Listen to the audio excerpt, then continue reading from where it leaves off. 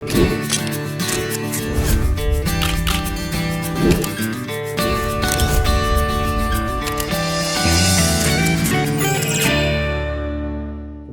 In process. Okay, progress हम officially record कर रहे हैं। हमारे स्टार्स पहुंच चुके हैं इंटरव्यू के लिए। शुड आई से star, the biggest star here in the frame right now. आप देख रहे हो ललन टॉप और मेरे साथ है टीम फ्रेडी। 2 दिसंबर को आ रही है ये फिल्म, ऑनलाइन आप अपने घर में बैठे देख सकते हो। तो लेट्स बिगिन। आप मुझे पहले इस फिल्म के बारे में बताइए, क्योंकि कार्तिक आप कुछ अलग कर रहे हो। अब तक ज्यादातर हमने आपको कॉमेडी करते हुए देखा है। तो talk to me about this film. And Alaya, this is your second film. I know there are other films जो आने वाली है इस बीच, बट ऑफिशियल रिलीज वाइज दूसरी film. Talk me through this. Alaya. Talk you through ये फिल्म हुई कैसे आपके लिए? हुई कैसे? तो एक्चुअली जयू सर और एकता मैम फ्रेडी पे प्रोड्यूसर्स है, और जयू सर के साथ मैंने जवानी जाने मन के टाइम काम किया था, और फिर एकता मैम के साथ मैं यू टर्न कर रही हूँ। तो मुझे बहुत अच्छा लगा कि मेरे दोनों प्रोड्यूसर्स मुझ में बिलीव करते हैं कि उन्होंने मुझे फ्रेडी भी दी है। एंड हाँ, उन्होंने मुझे बस फ्रेडी ऑफर की थी और मैं बहुत ही ज्यादा एक्साइटेड थी। हाँ, तो it was that's how it happened for me. और बहुत ही अच्छी जर्नी रही है, बहुत ही I am very proud of the film. तो अभी तो मैं बस एक्साइटेड हूँ। अभी फाइनली 3 साल बाद मेरी पिक्चर आ रही है। तो जवानी जाने मन ऑलमोस्ट 3 years ago रिलीज हुई थी। तो I am really looking forward to it now. I feel like बहुत लंबा ब्रेक हो गया है, और अभी I am grateful I can come back with Freddy. Second film and you're calling it comeback, but okay. Come back as in like 3 years later. Kartik, मुझे ये जानना है इस फिल्म के बारे में। इसको लेकर हमने काफी सारी और भी सीरीज देखी है, फिल्म्स देखी है, जैसे डेक्स्टर एक फिल्म रही है, इससे पहले द गुड नर्स निकली है हाल ही में। तो क्या आपने ये देखा था एज अ रेफरेंस अपने प्रेप के लिए? What was it like? Actually मैंने नहीं देखा, अभी तक नहीं देखा है ये दोनों को। और इनफैक्ट प्रेप के लिए ऐसा हमारा रेफरेंस पॉइंट नहीं था कि ये ऐसा बनाना है वैसा बनाना है। You know, we had this already a beautifully written script, और उसके अलोंग वी वेंट अलोंग जो उसमें था। I had of course seen other stuff like Sixth Sense maybe, और अ गॉन गर्ल, और मतलब of course thriller dark films देखी हुई है, बट या स्पेसिफिकली जो आपने अभी नाम लिया वो मैंने नहीं देखा था। And but I had a great script, and I was just happy कि उसमें जो चाहे वो डार्क चीजें हो, चाहे वो रोमांटिक चीजें हो, चाहे कैरेक्टर के बारे में उसको यू नो उसको जानने के लिए भी बहुत कुछ चीजें लिखी हुई थी डिटेल में। So I was just happy with it. So and and I know there are a lot of comparisons also, and a lot of things जहाँ पे लोग सोच रहे हैं कि ये इंडियन डेक्स्टर है क्या, या ये दिस इज दैट फॉर्मेट। सो मुझे उसका इतना ज्यादा नहीं पता है कि उसके अंदर कितना वो था। So that's why I am the wrong person to say anything about it, but all in all this will be a new genre in itself, I think, जो इंडिया में इतना एक्सप्लोर नहीं किया गया है, और हमारी फिल्म्स में तो आई आई हाईली डाउट इतना एक्सप्लोर किया है। सो वो एक होगा इस फिल्म से। So I am really excited about it. आपने पर्सनल लेवल पर ऐसे किया कि इंडियन सीरियल किलर्स को स्टडी किया हो, या जैसे माइंड हंटर, आपकी ऐसी कोई फेवरेट इस जॉनर में से आपकी कोई favourite film? Mind Hunter is a good series, I have seen that, and but I think again इसमें ऐसा अभी बहुत चीजें हैं जो इसमें दिखाई नहीं गई हैं फिल्म के बारे में। वो जब एक बार रिवील होंगी तब उसके बारे में ज्यादा बता पाएंगे। एंड इसकी प्रेप में भी कि मैंने कुछ ऐसा देखिए, मेरे पास ऑलरेडी एक कैरेक्टर था जिसके अराउंड एक स्टोरी चल रही थी, तो मुझे उसके लिए कुछ और देखने की जरूरत नहीं थी। तो मैं एक सेकंड, कटोरी पूरा ठंड हो जा रही है हमारे इंटरव्यू से। We're not complaining. हाँ, कोई दिक्कत नहीं है। तो कटोरी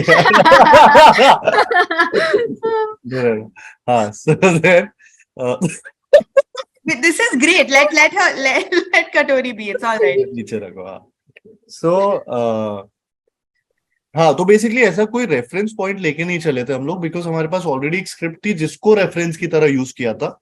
बट नहीं, I did not study any Indian serial killers. Indian serial killer or stuff like that. I did my own stuff where I was being a loner. I was not talking to a lot of people. Uh, uh, I was playing with my body language. मेरे अलग अलग tutors थे जो acting में modulation में काम कर रहे थे चीजों पे, so stuff like that. मैं इसी के बारे में पूछने वाली थी, मेरा अगला सवाल जो था, क्योंकि it seems like it's two different people, दो अलग जिंदगियां वो जी रहे, एक फेयरली नॉर्मल सोसाइटी में एक्सेप्टेबल प्रोफेशन और इंसान, and then on the other hand you have this very twisted murderer.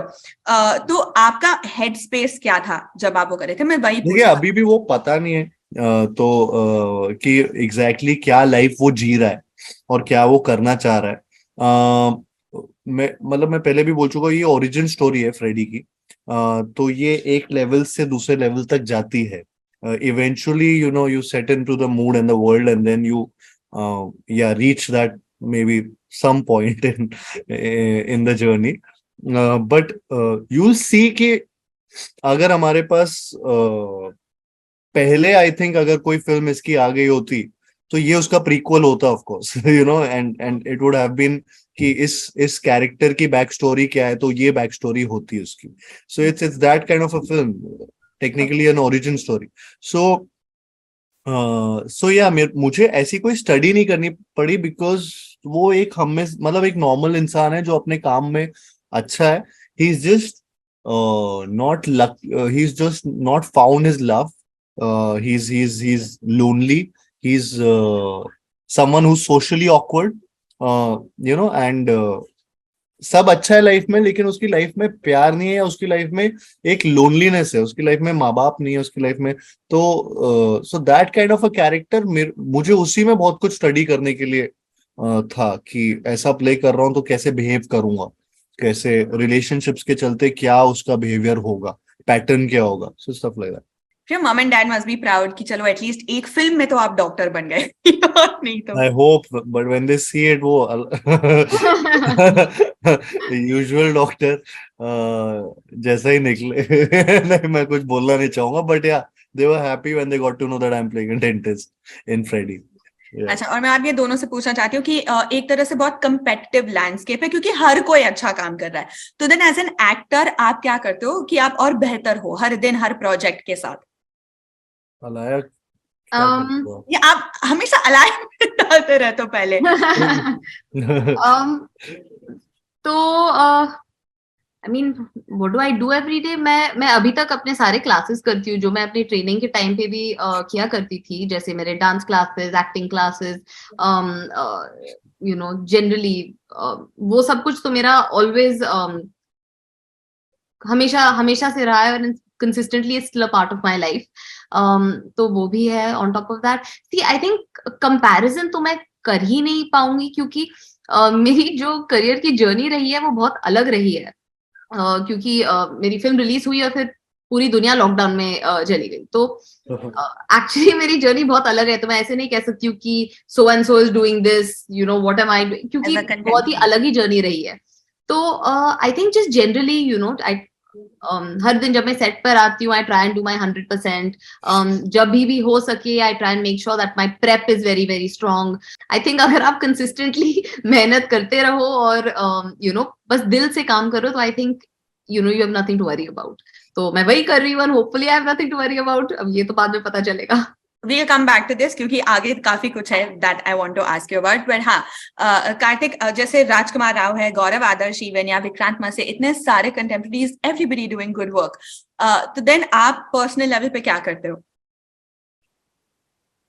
Personal level पे to better myself, I think everybody is doing a wonderful job, first of all, and I think with the kind of opportunities that everybody is getting right now, we all have thankfully धीरे धीरे अपने आप को और ज्यादा अपना metal prove करने की opportunities है. and I am just मतलब मेरे लिए मुझे ऐसा लगता है कि मेरे फिल्म सेट्स ही मेरे लिए एक प्रैक्टिस ग्राउंड भी होता है, और वहां पे भी मैं बहुत कुछ सीखता हूँ जब भी मैं वहां जाता हूँ.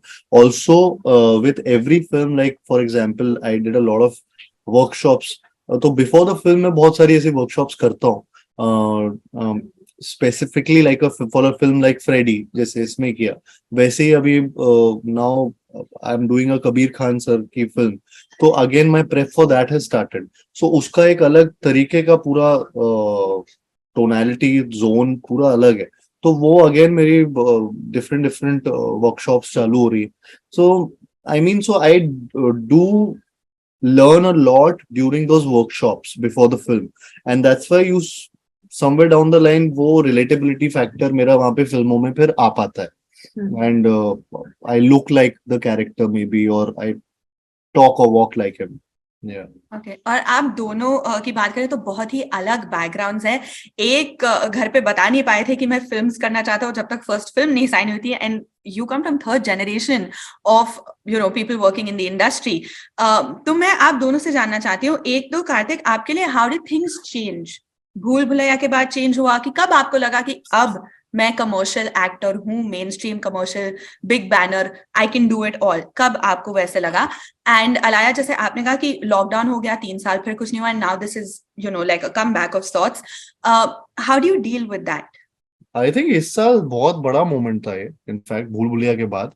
उससे पहले भी मतलब हर मोमेंट पे कुछ ना कुछ ऐसी सिचुएशंस आई है। जब पहली फिल्म मिली थी तब ऐसा लगा था, सोनू के टीटू की सिटी आई थी तब लगा था, देन फाइनली जब अभी भूल भुलैया वापस से आई, आई फेल्ट इट। मतलब बीच में भी हिट्स हुई है फिल्म, लेकिन वो एक टर्निंग पॉइंट वाली फिल्म है, कई बार होती है, तो उसमें मुझे ऐसा लगता है कि भूल Bhulaiyaa 2 has played is like a game changer for me. और वो पूरा मतलब उसने एक नजरिया बदल दिया है लोगों को मेरी तरफ, या स्टूडियोज को मेरे ऊपर पैसे लगाने का, बिकॉज आफ्टर ऑल एक बिजनेस मैकेनिज्म है यहाँ पे। आपका जितना बॉक्स ऑफिस पुल होता है उसकी वजह से आपके ऊपर उतने ही और ज्यादा पैसे लगाए जा सकते हैं या फिल्में खड़ी हो सकती हैं। So I think that has really change for me, and thankfully now bigger films and I mean which require that kind of। उस पर आएंगे, बिगर फिल्म्स के नाम लिए आपने, उस पर आएंगे। जी जी, Which is my तो question ये to हो you. रहा है, या ओके, तो it was after it was after भूल भुलैया। ओके अलाया, आप मुझे बताइए, 3 साल जब ऐसे हो जाता है, बीच में लॉकडाउन हो जाता है, फिर दूसरी फिल्म आने में इतना वक्त लग जाता है, तो फिर how do you deal with that? I mean कोई ऑप्शन ही नहीं था, you just have to get on with it and deal with it. कभी कभी ऐसा लगता है कि मेरे साथ क्यों हुआ, लेकिन देन यू रियलाइज कि वर्ल्ड वाइड पैंडेमिक चल रहा है, हर कोई किसी ना किसी तरह से काफी सफर कर रहा है।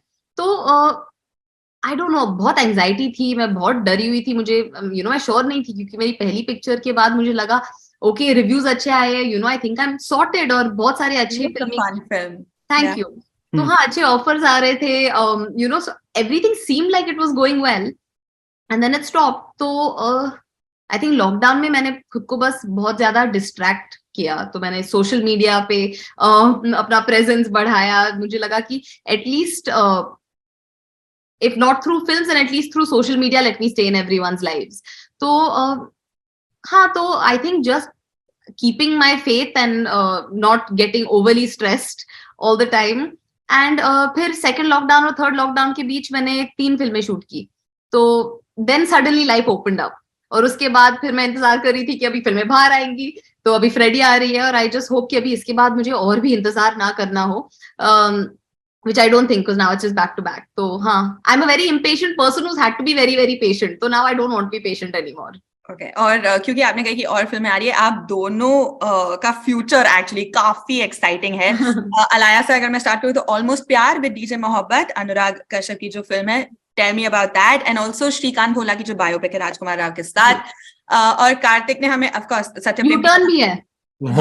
Thank you. और हम सत्यप्रेम की कहानी के बारे में जानते हैं, कबीर खान की जो अभी अनअनाउंस फिल्म है उसके बारे में हमने बात की, और हंसल मेहता, कैप्टन इंडिया वो भी है। तो tell me about these two things and we will wrap up. मतलब मैं सारी फिल्मों के बारे में तो ज्यादा बात नहीं कर पाऊंगा, क्योंकि बहुत शहजादा, क्योंकि वो अब सबसे पहले आएगी। मैं अगली फिल्म की बात कर लेता हूँ कि शहजादा मेरी अगली आने वाली फिल्म है, जिसका टीजर अभी लॉन्च किया गया था, और बहुत बड़े वे में वो लॉन्च हुआ, मतलब आया था। तो हाँ, so I am just glad the kind of response Shehzada के टीजर को मिल रहा है, एंड आई थिंक कि वो जिस तरीके से वो फिल्म बनाई भी गई है, वो एक फैमिली ऑडियंस को थिएटर में बहुत ज्यादा नंबर्स में लेकर आएगा, and it will be another मासी मेरे लिए पहली बार होगा कि एक्शन फैमिली ड्रामा कर रहा हूँ और एक्शन पहली बार कर रहा हूँ, तो and I was just happy to see myself like that. So I am just looking for the release of Shehzada in next Valentine's basically. और Alaya, tell me about almost Pyaar. तो Almost Pyar भी premiered at the Marrakesh Film Festival recently, so that was a amazing experience. So I think अभी Freddy के बाद वही आएगी. Then what else to talk? I'm going to go and shoot Shrikant Bola, the biopic, now in December. And U-turn also I'm excited about. अभी मैं क्या बोलूं मुझे समझ में नहीं आ रहा है, लेकिन बहुत ही ज्यादा excited हूँ. I'll say that. And catch up with us for these films as and when, जब भी होता है, क्योंकि आप दोनों का ये पहला लालन टॉप इंटरव्यू है, बट जब भी अगर आप दिल्ली भी आते हो तो do that. And I'm going to sign off with asking Kartik कि क्रेजी फैंस भी क्रेजी फॉलोइंग है. एक एयरपोर्ट पे कोई कटआउट लेके पहुंच गया था वेलकम करने. तो मैं आपको पूछना चाहती हूँ, अगर आपको सम अप करना होता, what is Kartik Aryans x factor, क्या होता वो? Relatability. I think that is something that मतलब वो खुद से ही आती है, सो उसको जनरेट नहीं किया जा सकता है. और रिलेटेबिलिटी फैक्टर मुझे ऐसा लगता है कि ऑडियंस दे फील दैट ये because they've seen the journey, they relate a lot to with whatever I've achieved, and वो ऐसा उनको feeling आता है कि अगर ये कर सकता है तो मैं भी कर सकता हूँ. So it's like a you know, उनके लिए भी एक वो ड्रीम उनके पूरे होने की एक होप दिखती है. So I think वो relatability factor is something जो मेरा X factor है maybe. Thank you. All the best for the film. Thank you. Thank you so much. Thank you.